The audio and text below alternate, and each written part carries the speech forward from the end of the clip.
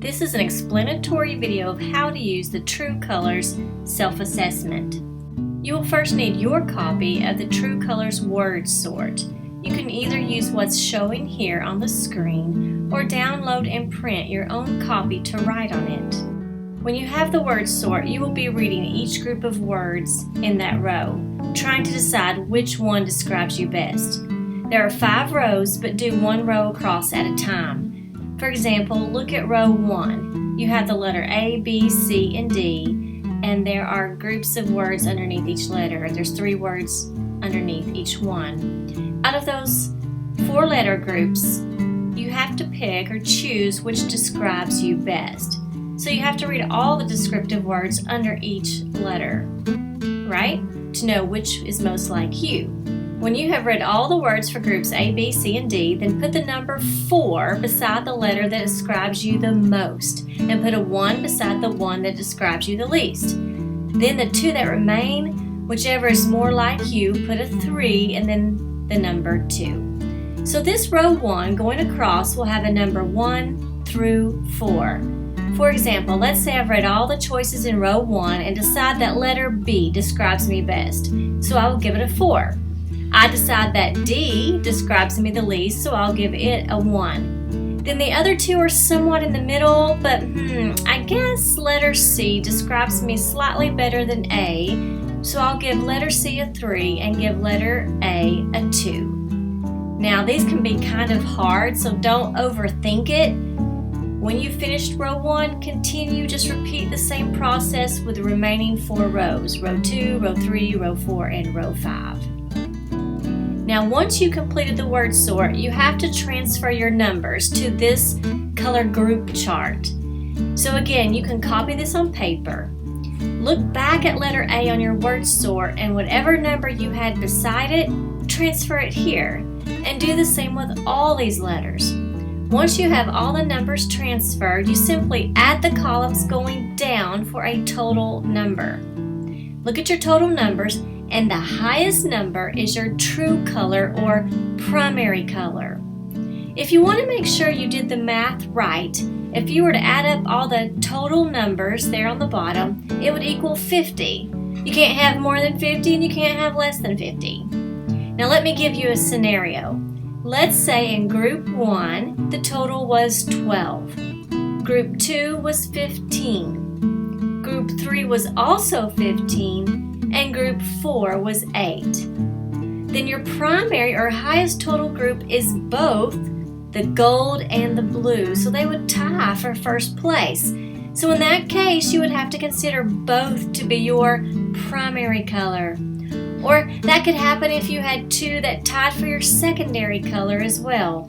In those cases, you have to look at both colors as probably being about equal. Here's some points to remember. You need to identify a primary color and a secondary color. That's the highest and the second highest totals. And these are called your preferred styles. And each color is reflective of your personality. The other colors are still going to have some characteristics that are representative of you. However, it is not your preferred style. True Colors is valuable for improving your effectiveness in working with others. However, as a short self-report assessment, it is not 100% accurate.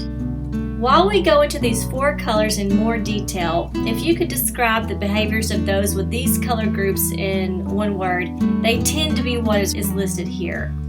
Each color is listed, and while it is helpful to know your color, it is also interesting to know the colors of those around you that you're in relationships with or you work with, etc. So blue is more relationship oriented, gold is more structure oriented, green is cognitive oriented, and orange is impulse oriented. We will start with blue first. Now these are general characteristics of the blue type personalities. I am not going to read each of these, not everything on here, but you can pause and read these closer as well as you can forward ahead. So if you're a blue color, you're enthusiastic, you're sympathetic, you're personal, you're warm, you're compassionate, you're idealistic, you tend to be spiritual, sincere, peaceful, even imaginative. It is interesting to know how our color groups are at work, in the workplace, in your careers. So the blues at the workplace have a strong desire to influence others so they may lead in a more meaningful, significant lives. The blues often work in the arts, communication, education, and helping professions. I am adept at motivating and interacting with others. We can't ignore our relationships either, and we tend to act or react this way if you're a blue color. Seek harmonious relationships, a true romantic, and believe in drama, warmth, empathy. The symbols of romance are important, like flowers and candlelight music, and cherish the small gestures of affection. Blues in their childhood. And thinking back to our childhoods, we can see if these characteristics match up to how we were during those formative years. In a childhood, extremely imaginative, found it difficult to fit in the structure of school life, reacted with great sensitivity to discordance or rejection, sought recognition, responded to encouragement rather than competition. Moving on to the gold characteristics. Gold type personalities need to follow the rules, and they respect authority. They're very loyal, dependable, and prepared. They're thorough, sensible, and punctual. They're very faithful, stable, organized. They value the home, tradition, and they are caring, concerned, and concrete. The golds at work provide stability. They maintain organization, handle details, work hard. Really, they're the backbone of many organizations, believing that work comes before play, even if it means working overtime. And golds in relationships are serious, and they have traditional conservative views. They want others who can work along with them, building predictable, secure relationships, and do practical things for the ones they love. Golds in their childhood wanted to follow the rules and regulations of the school, understood, respected authority, comfortable with that academic routine, and really the easiest of all the types of the children to adapt to the education system. We will look at green now. They seek knowledge, understanding. They're very global, conceptual. They're cool, they're calm, collective, logical, tend to be perfectionist, abstract, hypothetical. They're investigative. At work, greens are conceptual and independent thinker. Their work is play. They're drawn to challenging careers. They like to develop and create models, ideas, build things. Once they perfected something, they want to move on. Now, greens in relationships prefer to let their head rule the heart.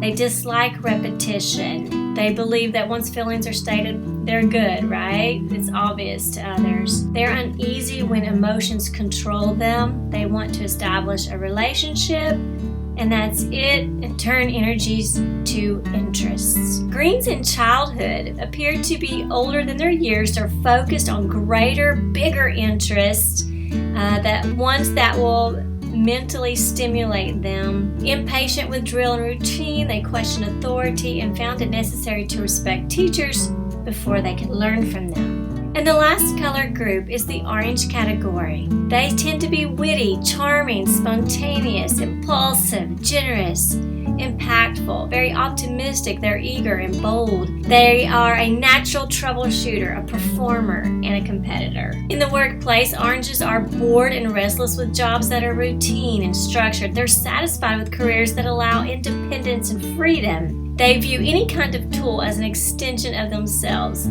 Oranges in relationships, they tend to seek a relationship with shared interests, and they like to explore new ways to energize the relationship. They need to be bold and thrive on physical contact. They enjoy giving extravagant gifts that bring pleasure to special people in their lives. In their childhood, the oranges of all types of children had the most difficult time fitting into a routine of the academic style. They like to learn by doing and experience and don't want to listen and read. They need physical involvement in the learning process and was motivated by their own natural competitive nature and fun. Now we want to look at how leadership style differs with these color groups. First, let's look at the blue type leader. They expect others to express their views. They assume a family type spirit. They work to develop others' potential. They're individuals oriented. democratic, unstructured approach. They encourage change via human potential, and change time allows for sense of security. They expect people to develop their own potential. Here is the gold type leader. They expect you to be punctual, orderly, be loyal. There's a right way to do things. They seldom question tradition. They're very rules-oriented, detailed, thorough approach, and they're actually threatened by change. Prolonged time to initiate any type of change, and they expect people to play or be in their roles. With the green characteristics, these leaders expect intelligence and competence. They assume the task relevancy. They seek ways to improve systems. They're very visionary and analytical. They encourage change if it is for improvement, and they're constantly in that process of change and expect people to follow through. And orange characteristics tend to be where they expect quick action, flexible, works in the here and now, what's going on right now. They're very performance-oriented, flexible approach. They welcome change and institute change quickly, and they expect people to make it fun. This next section is about perhaps negative actions or reactions when these color groups are having a bad day. Blue reactions, they might do attention-getting misbehaviors.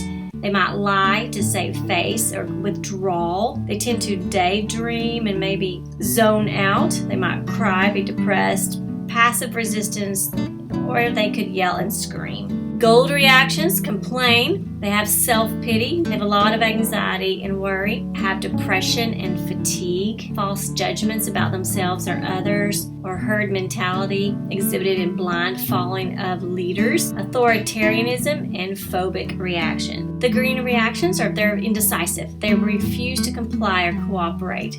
Extreme aloofness and withdrawal. They're snobbish, put down remarks, and sarcasm. Refusal to communicate. They might give the silent treatment. Perfectionism due to severe performance anxiety. They're highly critical of themselves and others. And orange reactions, they can be rude and defiant. They can break the rules intentionally, run away or drop out, might use stimulants, act out boisterously. They can lie and cheat and have physical aggressiveness. So after looking at all these characteristics, we can then process how our needs are and what is frustrating to us. The same with the others in our close-knit community. It really just opens up our eyes to ourselves and others and lets us analyze ourselves, how we can benefit others, where we can be most useful, and areas that probably would not be best fit for us. I hope you enjoyed this look at the true colors, and may it be useful to you from this day forward.